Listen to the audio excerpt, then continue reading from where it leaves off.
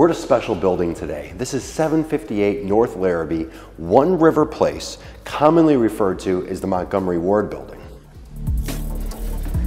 Finished in 1929, this was one of 3 buildings that Montgomery Ward built around here in order to facilitate their complete enterprise. If you want to know what Montgomery Ward is similar to Sears, but today we don't even have something that's comparable. It's an old school magazine-based business that sold lots of different things. They actually had their own construction arm that did all the construction in this building. One of the things to note is there's 241 units here, and most of them have these magnificent ceiling heights, great space, uncompromised feeling to everything that's here. Now, this was developed in the early 2000s by Fitzgerald and Associates, and they did a pretty bang-up job. They brought an Art Deco feel to the entire building by by adding the balconies on the outside of the building. Now, when this building was built, it was one of the first buildings in Chicago that didn't have smokestacks on top of it from all the fuel they were using. They were able to do that in a different way where you didn't see the pollution actually coming out.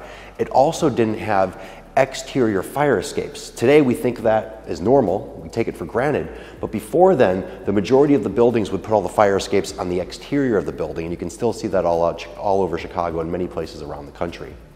I like this building because it's very well located. We're basically at Chicago and Halsted, which is right over there, and we're right on the river. We're in this sort of no man's land because everything's a little bit that way or a little bit this way or a little bit that way, but there are a lot of things to do right here. You have East Bank right down the street, Erie Cafe, there's a sushi place, there's a place to get your hair cut, there's a number of amenities right within walking distance, and the Groupon building is right across the street, which again was another Montgomery Ward building. They used to have mahogany offices in the penthouses of this space. So I'm sure you're tired of hearing about it. Let's actually take a look around. Now, I came from up here. There is, in my opinion, what is a perfect office right in that space. Very well put. Now, one thing that happens when you do double layers, when you do double-decker living space like this, is you have tighter or shorter ceiling heights in some of the upper spaces. So that's one thing to notice there, but I like it because there's fewer distractions while still having enough views so you don't feel isolated, claustrophobic in your own space. Up there, it flows really well, feels good. This is Venetian Plaster. So you can see the different texture and the different gradients of color and shine as you look through. You have some matte areas, some textured spaces, some gloss areas. Venetian plaster is always a good attribute. Some people love it, some people hate it, but just to have a small accent of it in one area I think is very tasteful. Then you have this open kitchen right to the side. You can see it's been updated. Now you'll notice the kitchen, they did the cabinets, they put the quartz down, probably updated the appliances, and that's what you need to bring this into 2022. Before that, if you look in the bathrooms, you can see the key markers of something done in 2005-ish when this was developed in the condo craze that was happening throughout Chicago. But you have a powder room right upon entering, coat closet right here, great linen closet space right there, mechanicals tucked away in the hallways away from everything, and one of my favorite features is you have a second door. Now these are just fun. There's lots of different ways you can use them, but I always think about it, you put the washer and dryer all the way out here. When you're coming and going to your unit, to your home, I like to take the back door sometimes because this avoids the kitchen, the fridge late at night, maybe when I just want to go straight to bed, and you can go straight to your primary suite, which has an enormous closet, very well organized. They took advantage of the height here, and even with an obstruction like a column right in the way, they're able to build this out and utilize the space very proactively. But we come through here into the bath, and here you can see exactly what I'm talking about. Now what's interesting is usually you're looking at these baths and you're saying, oh my God, this has to go. Like all of this granite, granite, granite. But it's because the granite's in bad shape.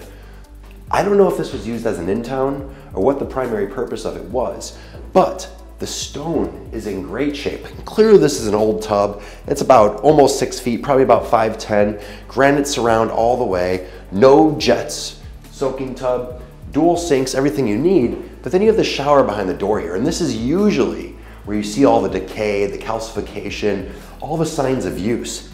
Now either they had a great restoration person like Mastro Restoration, or they did a really really good job of maintaining it throughout the years of use. Because if we come in here, there are 0 signs of use. This is completely granite, tiles throughout, with nothing that looks, I mean, this is no different than a shower that was installed a week ago. It is in impeccable condition, which is so hard to find. I love this enormous shower head here. You know that's powerful. You have the hand shower on a rail right here. You have the bench, of course, and then they have the steam shower right here, which is functioning. It's important for all these things. There's also a gym in this building. There's a rooftop here. And you're gonna want that so you don't even have to leave the building to work out, hang out, get beautiful views of Chicago. This has downtown views unobstructed from the rooftop. But look at this room. We're looking at an enormous space. And what's nice about the places that were built in the 2000s is a lot of them tend to be bigger than what's being built today.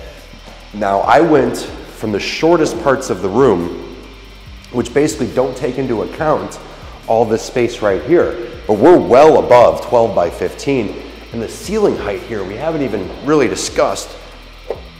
Oh yeah, 15 feet on the ceiling height, right on the river, so you know nothing's gonna come here. Now, one thing to note too, you'll see this additional glass that was added to the unit for sound attenuation. Really smart decision. It's great that it opens up for cleaning. When I was up there on the staircase, there was no dust above the fan, no dust above the ductwork. I don't know how they got someone in here to do such a thorough job of cleaning. It's really hard to find help that can do that in these spaces, but they did it. They did a really bang up job of keeping this clean. Now we have the second bedroom right through here, and this is where you'll notice they have to hide things in these buildings, and they tend to do it in spaces like this. So our ceiling height here is probably about 7 feet. They did smaller cans, which is a really good touch in here, and you know, we didn't bring it up, but right there in that primary bedroom, I love when they have the pendants on each side, framing the bed space, giving you night lighting, and it's always, I don't know if they did it there, I don't think they did, but it's great when they have it so you can turn them off individually, so you can keep it for yourself and not bother your partner while you're up reading or anything like that. Again, the closets are built out, they look strong. Now they definitely did some renovations in the bath here, did a new floor, new vanity, same toilet, maybe new tile, but they kept the tub. The tub is such a commitment, and you can see why. These are really, really large tubs. They're deep, they're in good shape, but they do date it a little bit. But if you're someone who likes baths, these are better baths than anything you're gonna put in there. It may not be the aesthetics you're going for, but it's going to accomplish the deep, very thorough soaking tub look that you want. Now, before we go, one last thing. We have a very large balcony here.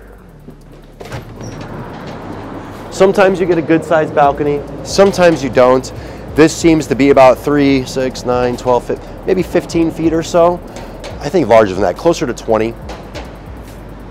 Now, here's something to think about.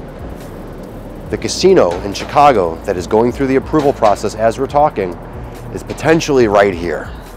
And there's another high-rise development that's gonna go right there. And then you have the Greyhound station over there that's likely to change as well. So this entire space in 5 years is gonna look nothing like this.